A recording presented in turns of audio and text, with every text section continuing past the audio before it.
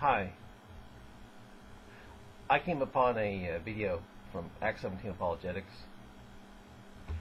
and I have to mirror it. I just have to do it, you know. And so I'm going to play it right now for you, and every 15 minutes, make a new video from it, because it's kind of long. But it's neither one right, or atheist right, something like that? It is excellent. Well, if we want to address those kinds of issues, we have to look at the evidence, we have to look at arguments, and we have to see where the facts point. Tonight, we have, of course, Sam Shamoon with us, Triple B, big, bald, beautiful. Right. How you doing? Yes, the camera has the phone. Nice to get here before. Don't forget that, all right? He sure is. And we have tonight as well my friend Paul Rezkala. Paul hasn't been on here. Well, you've been on ABN before when we were discussing. If you remember, Paul is one of the people who was arrested in the city of Dearborn. Paul was standing there, not saying anything to anyone, but he was part of the group. Threw him in jail. He spent the entire night crying. Just kidding, by the way. He took it like a man. He took it like a man. David's hand. He took it like a man. But we're going to look at a very important topic tonight. And this is something, if you talk to Muslims, if you try to share the gospel with Muslims, you're going to be confronted with this issue over and over and over again, like a beating drum. And that's why we're going to address it. Now, Paul, you have Muslim friends? Yes, sir. What do you believe as a Christian? Main tenets of the gospel. Yeah, you could talk for an hour about what you want, what Right. you believe as a Christian. What would the main idea be? Jesus claimed to be divine and was divine. Okay. He was So crucified, deity of Christ. right? Okay. Crucified and died for the sins of the world. Jesus died on the cross Right. for sins. Okay. And he rose again on that third day. So his resurrection from the dead. By the way, those of you who want to study Christianity, that's the core of the gospel. Jesus said all kinds of things. He taught all kinds of things. He preached sermons. But when we look to the core of the gospel, always, always, always, we find death, deity, resurrection. Death, deity, resurrection. So you believe those things as a Christian. Is that what Muslims believe? Absolutely not. So Muslims don't believe Jesus died on the cross. Don't believe he rose from the dead. Don't believe he claimed to be divine. So we have a conflict here, right? And so as a Christian, you're commanded to share the gospel, and Muslims don't believe that, and so there's going to be disagreement there. So when you tell a Muslim, hey, my Muslim friend, I've got my Bible here. My Bible says Jesus claimed to be divine. He died on the cross for sins. He rose from the dead. Like clockwork, what's the response going to be? Your book is corrupted, my friend. Our book has been corrupted. The Bible has been corrupted. And it makes sense why a Muslim would say that. The Bible and the Quran disagree. They agree on certain things, don't get me wrong, and it's very important to point out when Christians and Muslims do agree on things. Christians and Muslims agree that Jesus was born of a virgin. We agree that Jesus performed miracles. We agree that Jesus is the Messiah. We agree that God exists, that God created the world. We agree on all kinds of things, so it's not like we disagree on everything. But when we get down to the core of the gospel, the core of the message that Christians want to share with others, we find Islam teaches the exact opposite on these things. And so, if you're a Muslim, you believe that the gospel was originally inspired, an inspired message. You have to believe that, because this isn't, if I talk to an atheist or something like that, and I tell them about Jesus, the atheist can say, I don't care about Jesus, I don't believe in him. But Muslims aren't allowed to say that. So Muslims have certain things that their religion requires them to believe, and one of the things they have to believe in, they have to believe Jesus was a messenger of God. So, Sam. Yes, sir. Muslims will say the gospel's been corrupted, right? You know this. We've heard this, thousands of times. Yeah. Now, is that the impression you would get from the Quran? Would a Muslim ever get this impression from the Quran? If a Muslim opens up his Quran, reads it from beginning to end, is he going to walk away from that thinking, wow, the book that those Christians have, that is one messed up, weird book? I just wanted to make one comment. You said that, what would the Muslims say about our Gospels? They said it was corrupt, huh? You said it with such passion and conviction, you convinced me. No. As a side note, if someone were to read the Quran and try to be as objective in the reading of the Quran, which is hard because every one of us approach a text with presuppositions. But if someone were just to allow the Quran to speak within its own context, the last thing that they would conclude is that the author of the Quran, or the authors of the Quran, assumed that the biblical revelation was tampered with. Because you find a plethora of passages confirming the veracity, the authenticity, and the authority of the Scriptures in the possession of the Jews and Christians. Now, for the sake of time, and by the grace of the Lord Jesus Christ, let me just take a look at a few of them. And by the way, I know that you've written a tract on this that's available on your blog, AnsweringMuslims.com. AnsweringMuslims.com, David Wood wrote an excellent tract that can actually be downloaded, correct? Yeah, it can be printed. It can print it out. Yes, and use it in their evangelism, their witness to Muslims. So these passages are found in the tract, but let's just look at some of them. For example, chapter 3 of the Quran, verses 3 and 4. Specifically, verse 3, it says this. Now, I'm going to also comment on the Arabic, because unfortunately, many of the translators obscure what the Arabic says, because if you actually look at the Arabic, it's even more powerful. It's a more powerful witness to the veracity of the Scriptures. And in order to understand my point, let me first read the passage. Chapter 3, verse 3 says, He has sent down upon you, He is supposedly Allah, who is supposed to be the God of Abraham, Isaac, and Jacob. He has sent down upon you, Muhammad, the book, with truth, confirming what was before it. Now that's how this particular translation renders the Arabic.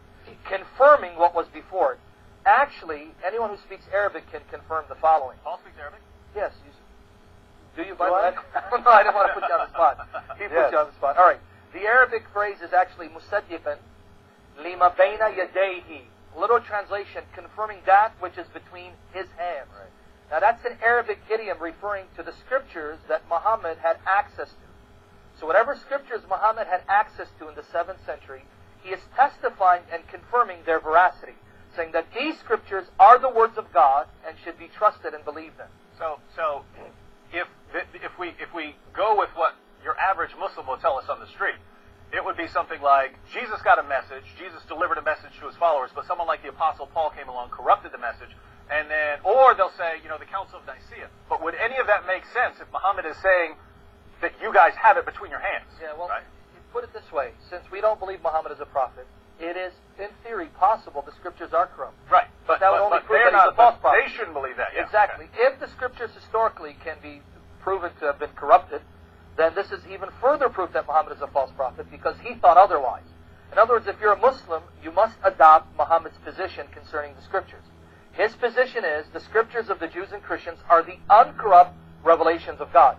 Now, if history testifies that they've been corrupted, that's even more proof he's a false prophet. However, if he's correct, and Muslims have to believe he's correct, he still turns out to be a false prophet, because in bearing witness to the veracity of the Bible, which is the only Scriptures the Jews and Christians had at that time, the Bible ends up contradicting the message of the Quran concerning the nature of God, the person of Christ, and His work. So either way, Muhammad turns out to be a false prophet. But you're not basing that all on one little passage. Oh, no, there's 3, right? Oh, there's plenty of passages. In fact, let me just finish this passage to see what Scripture Muhammad had in mind, because it goes on to say, and he, the same divine source that sent down the Quran, sent down, it says in the same verse, chapter 3, verse 3, the Torah and the Gospel. So if anyone was confused about what Scriptures Muhammad had in mind, here it says, the Scriptures that Muhammad had in mind are the Torah, which is actually the Hebrew word for the law given to Moses. If you ask any Jewish authority on the Old Testament, what is the law of Moses? And in Hebrew it's Torah, meaning instruction. The Torah of Moses and the Gospel. What Gospel? The Gospel given to Jesus. So these are the Scriptures that Muhammad confirms to be the uncorrupt words of God. Now, for the sake of time, let me look at a few others. There are plenty more passages that we can delve into, but again, for the sake of time, in order not to take most of the time just talking about these passages, I'll give you a few more. Chapter 6, verse 115 says this. Chapter 6, verse 115, and it's actually reiterated in chapter 18, verse 27 of the Quran. Let me give the verses again. Chapter 6, verse 115, and chapter 18, verse 27 says the following. Perfect are the words of your Lord in truthfulness and justice. Perfect are the words of your Lord. No man can change His words. He is the all-hearing, the all-knowing. Ask the Muslim that you're witnessing to, was the Torah the word of Allah? Say yes. Was the Gospel the word of Allah? Yes. Is the Quran the word of Allah? Yes. Well, according to this passage, no one can change the words, plural, of Allah. Cannot be changed. So, just a matter of logic. words of Allah can't be changed, and the Torah and the Gospel, as well as the Psalms, the Quran mentions the Psalms given to David, they are the words of Allah, then the conclusion is that the Torah and the Gospel and the Psalms cannot be corrupted, have not been changed. If they've been changed, and that means the Quran is mistaken, because it says no one can change the words of Allah, but you're telling me His words have been changed, because the Torah, the Gospel, and the Psalms, which were the words of Allah, have been corrupted. So Muslims are saying Allah's word has been changed and corrupted. We open up the Quran and it says no one can change Allah's Precisely. word. So Muslims are contradicting their own book. In fact, and just to solidify what you just said and what I said earlier, Muslim scholars themselves appealed to chapter 6, verse 115 and 1827 to prove the incorruptibility of the Quran. Their logic goes like this. The Quran is the word of Allah. None can change the words of Allah, therefore the Quran can never be changed. But then I tell Muslims, be consistent. In fact, some Muslims historically were consistent and applied it to the other scriptures. Right? For example, some Muslims applied the words of chapter 6, verse 115 to the Torah to prove that the Torah given to Moses has never been corrupted, because this passage says none of the words can be changed, and the Torah is the words of Allah, therefore it could never have been changed. So they saw that. But now here's the dilemma again. Now again, I don't want to bring up the quote-unquote Islamic dilemma, but here's the dilemma for the Muslims. If the Quran is right, no one can change the words of Allah, and that includes the Torah, the Gospel, and the Psalms, then that means what I have in my possession, the Holy Bible, must be the uncorrupt revelations of God. If that's the case, then the Quran is false, because the Quran contradicts the testimony of the Scriptures in my possession. So either way, it's a lose-lose situation for the Muslims. Win-win situation for us. And glory to Jesus Christ, He's made it so easy to present the truth of the Gospel to the Muslims. All we need to do is study the material and present it for the glory of Jesus, prayerfully and in the power of the Holy Spirit. All right, now Sam, I'm going to have to challenge you on an issue. Go ahead. All right. The Quran says no one can corrupt Allah's word. No one can change Allah's word, right? Yes. No one can change Allah's word. But we open up the Gospel, because according to the Quran, the Gospel is the Word of God, and no one can corrupt Allah's Word. Therefore, the Gospel is authoritative and preserved, and so on. We open up the Gospel, and we read what Jesus was telling His followers. Now, He said things like this over and over again. I'll read you one passage. This is from Mark chapter 9. I'll begin at verse 30. From there they went out and began to go through Galilee, and He did not want anyone to know about it, for He was teaching His disciples and telling them, the Son of Man, this is a title Jesus used of Himself, the Son of Man is to be delivered into the hands of men, and they will kill Him, and when He has been killed, He will rise 3 days later. They will kill Him, and when He has been killed, He will rise from the dead. Jesus says these things over and over, and ultimately, we have it in the Gospel. Jesus is crucified. He's scourged. He's nailed to a cross. He's given a death blow. He is put in a tomb. Jesus is dead. We open up the Quran. We open up the Quran. Is this what the Quran teaches? Well, most Muslims would base their beliefs on Surah 4, 157 to 158. I'll read it for you. They said in boast. This is referring to Jews. Now, this is a side note, but think about how ridiculous this passage is. According to this passage, Jews were boasting about killing the Messiah.